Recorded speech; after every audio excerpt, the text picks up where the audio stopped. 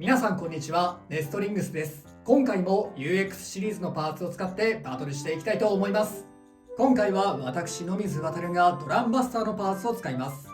そしてアッシュはヘルズハンマーのパーツを使って 3on3 バトルをしていきたいと思います。それではやっていきましょう。行きましょう。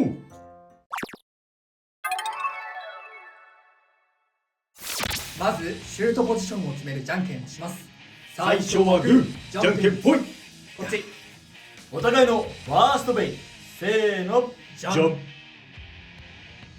ドランバスター 580HT。 ヘルズハンマー 980R。 ファーストバトル、レディーセット、3、2、1、ゴーシュッ。怖い。よし。さあ、こっからオ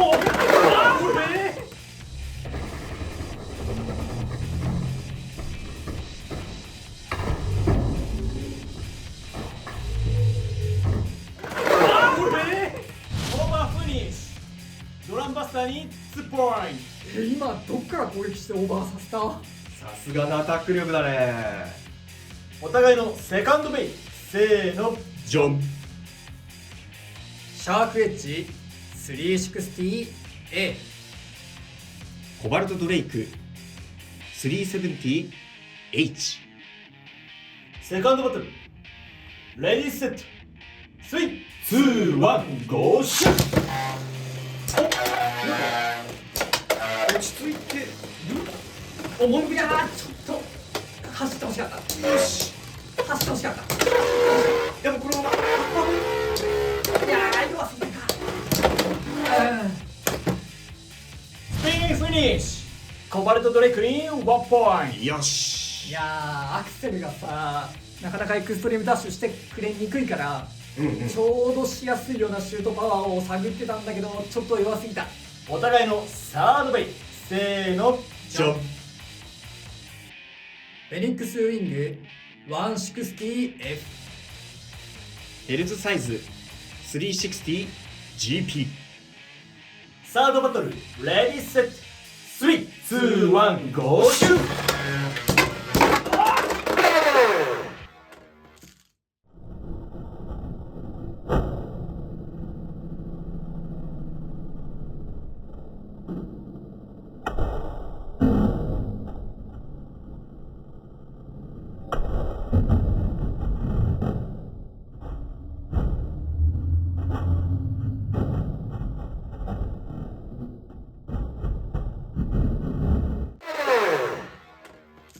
オーバーフィニッシュ。フェニックスウィングに2ポイント。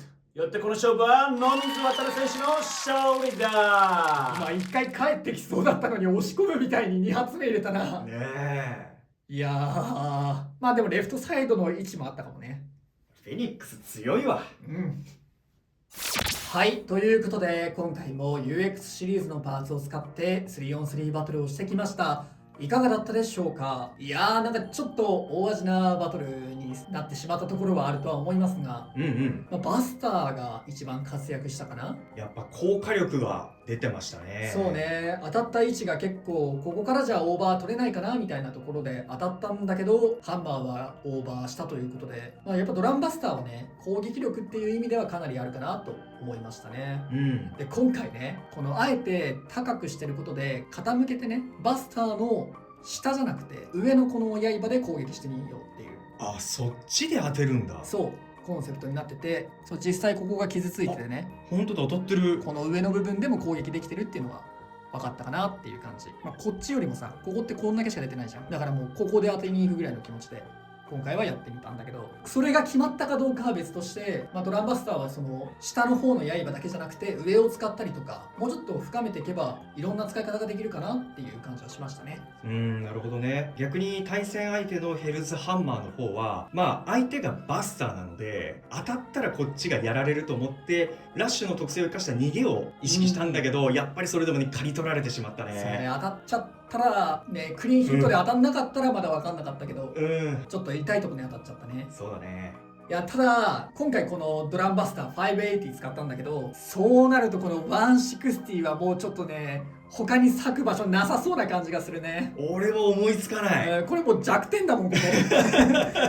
ここ当たったら負けますみたいな、バーストしちゃいますみたいなね。やっぱこうラチェットで殴るってさ、自分がバーストするリスクを伴うわけだからさ、そうなんだよね。やっぱ当たりたくないじゃん。うんうん。いかにも出っ張ったとこがあるからさ、なんかね、これでさ、重心取れたりとか、変重心のやつに160使ってブレなくなりますよみたいなのがあればいいかなと思ったんだけど、なるほど。ナイトシールドとかは普通に560でやった方が綺麗にできたから、なんかこう160本当にバスターで合わせるとか、うん。あるいはもうバスターで逆にするとか、あーそういう使い道以外だとかなり使い道なさそうというか限定されるかなっていう感じはしちゃったかな。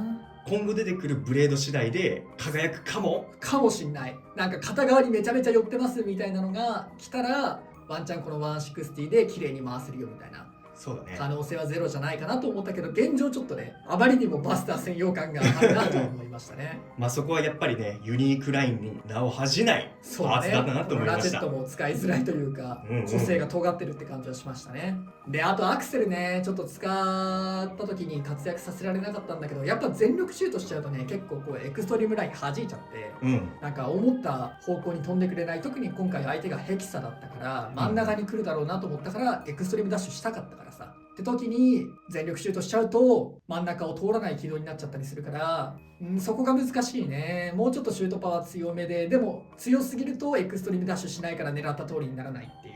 本当にそうだね。なので個人的にはバトルパスを使ったシュートパワーを何度も打つことで測定してちょうどいいシュートパワーを見つけるといいかなと思いました。なるほどね。ここに来てバトルパスがこれが生きてくるわけね。そうです。これでシュートパワーを計測しながらアクセルが走れるシュートパワーを計測し続けて見つけろと。そういうことです。確かに1里1里10里100里あるな。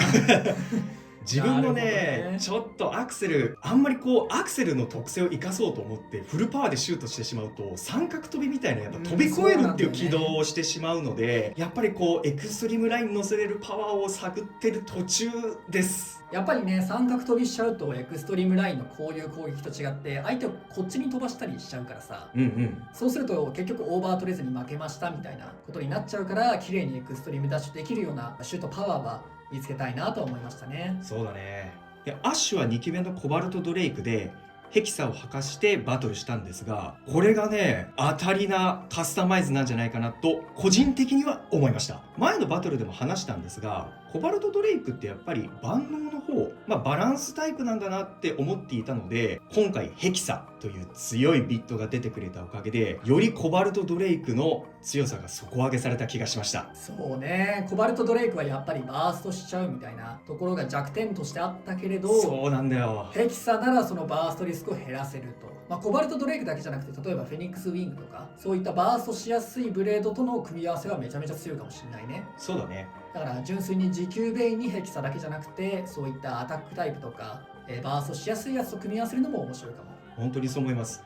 いやでも本当に今回の UX のパーツはそういった個性的というか特徴があって、1点だけ集中してますよみたいなパーツもあれど、今回のねヘキサみたいに使い方次第でどんどん活躍させられるパーツもあると思うので、やっぱり結構こう環境が変わるというか、今までのベイブレード X とはまた違う新しい風が吹くかなっていう風に感じましたね。なので UX シリーズ興味がある方はぜひ買って遊んでみてください。ということで、この動画が良かったらグッドボタンとチャンネル登録よろしくお願いいたします。それではまた次の動画でお会いいたしましょう。バイバイ。バイバーイ。